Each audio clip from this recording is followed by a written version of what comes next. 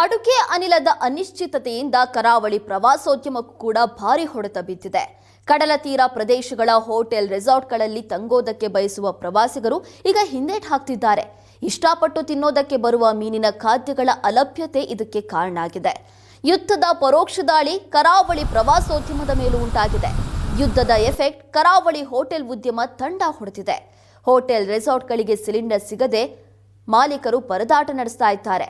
ಆಹಾರ ಅಭಾವದ ಭೀತಿಯಿಂದ ಪ್ರವಾಸಿಗರು ಬರೋದಕ್ಕೆ ಹಿಂದೇಟು ಹಾಕ್ತಾ ಇದ್ದು, ಕಡಲ ತೀರದ ರೆಸಾರ್ಟ್ಗಳು ಪ್ರವಾಸಿಗರಿಲ್ಲದೆ ಖಾಲಿ ಹೊಡಿತಾ ಇದೆ.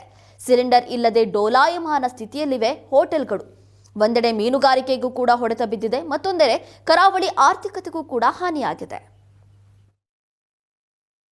ಎಲ್ಲೋ ಆಗ್ತಾ ಇರುವಂತಹ ಯುದ್ಧಕ್ಕೆ ಕರ್ನಾಟಕ ಕರಾವಳಿಯ ಪ್ರವಾಸೋದ್ಯಮ ನಲುಗುವ ಹಾಗೆ ಆಗಿದೆ. ಯುದ್ಧದ ಎಫೆಕ್ಟ್ಗಳು ಒಂದು ರೀತಿಯದ್ದಾದರೆ ಸೈಡ್ ಎಫೆಕ್ಟ್ಗಳು, ಅದರ ಪರೋಕ್ಷವಾಗಿ ಆಗುವಂತಹ ಪರಿಣಾಮಗಳು ಇನ್ನೊಂದು. ಕರಾವಳಿಯ ಪ್ರವಾಸೋದ್ಯಮ ಅಂದ ತಕ್ಷಣ ಇಲ್ಲಿನ ಬೀಚ್ ಟೂರಿಸಂ ನಮಗೆ ಮುಖ್ಯವಾಗಿ ಗಮನ ಸೆಳೆಯುತ್ತೆ. ಉಡುಪಿಯಲ್ಲಿ, ಅದರಲ್ಲೂ ಮಲ್ಪೆ ಬೀಚ್ ಅಂದರೆ ಲಕ್ಷಾಂತರ ಜನ ಭೇಟಿ ಕೊಡುವಂಥ ಒಂದು ಸ್ಥಳ. ಅದರಲ್ಲೂ ವೀಕೆಂಡ್ ಬಂದರೆ ಜನರಿಂದ ತುಂಬಿ ತುಳುಕುವಂಥ ಬೀಚ್ಗಳಲ್ಲಿ ಸದ್ಯ ಪ್ರವಾಸಿಗರೇ ಇಲ್ಲ ಅನ್ನುವಂತಾಗಿದೆ. ಹಾಗಾದರೆ ಯುದ್ಧದ ಪರಿಣಾಮ ಹೇಗಾಗ್ತಾ ಇದೆ ಕರಾವಳಿಯ ಪ್ರವಾಸೋದ್ಯಮದ ಮೇಲೆ ಅಂತಂದರೆ, ಇಲ್ಲಿಯ ಹೋಮ್ ಸ್ಟೇಗಳಿರ್ಬೋದು, ರಿಸಾರ್ಟ್ಗಳಿರ್ಬೋದು, ಅಥವಾ ಇಲ್ಲಿ ಊಟೋಪಚಾರ ಆತಿಥ್ಯ ಇರ್ಬೋದು, ಅದನ್ನು ನಿರೀಕ್ಷೆ ಮಾಡಿಕೊಂಡು ಪ್ರವಾಸವನ್ನು ನಡೆಸ್ತಾರೆ. ಪ್ರವಾಸ ಇಲ್ಲಿಗೆ ಬರಬೇಕು ಅನ್ನುವಂಥ ಆಸೆಯಿಂದ ಬರ್ತಾರೆ. ಅಂದರೆ ಇಲ್ಲಿನ ಮತ್ಸ್ಯ ಸಂಬಂಧಿ ಆಹಾರಗಳಿರ್ಬೋದು, ಕರಾವಳಿಯ ಬೇರೆ ಬೇರೆ ರೀತಿಯ ಫುಡ್ಗಳಿರ್ಬೋದು, ಅದನ್ನು ಸವಿಬೇಕು ಅನ್ನುವಂಥ ನಿರೀಕ್ಷೆಯಲ್ಲಿ ಪ್ರವಾಸಿಗರು ಮುಖ್ಯವಾಗಿ ಈ ಭಾಗಕ್ಕೆ ಬರ್ತಾರೆ. ಇಲ್ಲಿನ ಹೋಟೆಲ್ಗಳಲ್ಲಿ ತಂಗ್ತಾರೆ, ಇಲ್ಲಿನ ರೆಸಾರ್ಟ್ಗಳಲ್ಲಿ ತಂಗ್ತಾರೆ, ಹೋಮ್ ಸ್ಟೇಗಳಲ್ಲಿ ಇರುವುದಕ್ಕೆ ಬಯಸ್ತಾರೆ.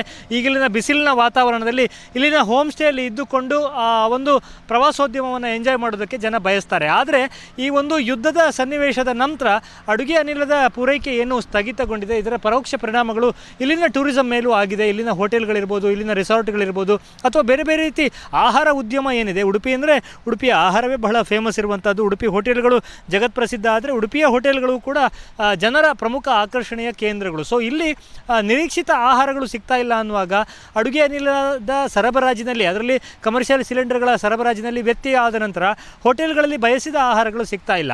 ಇದು ಪರೋಕ್ಷವಾಗಿ ಟೂರಿಸಂ ಮೇಲೂ ಕೂಡ ಪರಿಣಾಮವನ್ನು ಬೀರ್ತಾ ಇದೆ. ಒಂದು ಅಪರಿಚಿತವಾದ ಊರಿಗೆ ಹೋದಾಗ ಅಲ್ಲಿ ಆಹಾರ ಸಿಗುತ್ತಾ ಇಲ್ವಾ ಅನ್ನುವಂಥ ಆತಂಕ ಜನರನ್ನು ಕಾಡ್ತಾ ಇದೆ. ಟೆಂಪಲ್ ಟೂರಿಸಮ್ಗೆ ಹೆಚ್ಚು ಎಫೆಕ್ಟ್ ಆಗಿಲ್ಲ, ಯಾಕಂದರೆ ಮಠ ದೇವಸ್ಥಾನಗಳಲ್ಲಿ ಊಟೋಪಚಾರದ ವ್ಯವಸ್ಥೆ ಏನು ಅಡ್ಡಿ ಆತಂಕಗಳಿಲ್ಲದೆ ನಡೀತಾ ಇದೆ.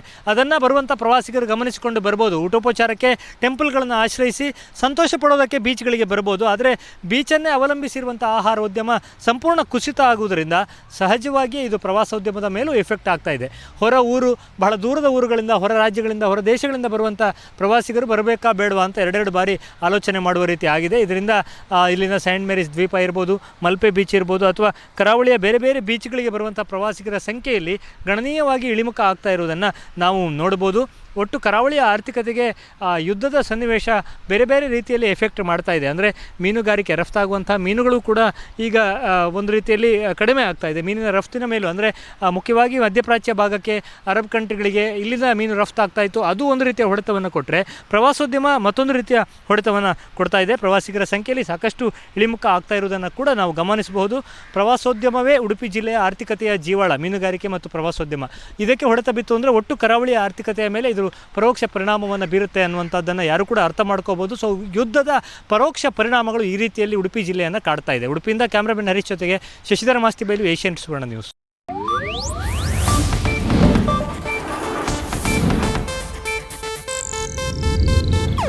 ಇದು ಏಷ್ಯಾನೆಟ್ ನ್ಯೂಸ್ ನೆಟ್ವರ್ಕ್ ಪ್ರಸ್ತುತಿ.